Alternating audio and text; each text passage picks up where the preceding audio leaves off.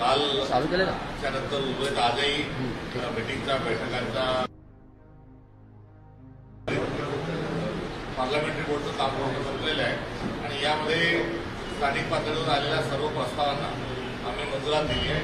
त्या ठिकाणी विरोधपक्षांसोबत आघाडीची शक्यता आहे किंवा तसा प्रस्ताव आहे त्यांच्यासाठी 2 दिवस शिवायचे त्यांना दिलेले आहे आणि त्या अनुषंगानं येणाऱ्या 2-3 दिवसात सगळं स्पष्ट होईल। मात्र तिकीट वाटपाची सगळी प्रक्रिया प्रदेश पातळीवर पूर्ण झाली।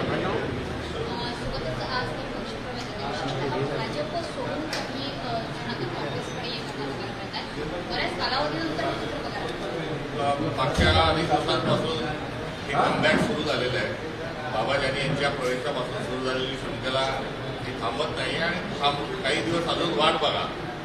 महाआघाडी जी आहे यामध्ये स्थानिक स्वराज्य संस्थांच्या निवडणुकीनंतर एक अजून मोठा स्फोट होणार आहे आणि या तिन्ही पक्षांचे जे कार्यकर्ते आणि नेते ते इतर पक्षांना आणि काँग्रेसमध्ये आलेले आपल्याला दिसते।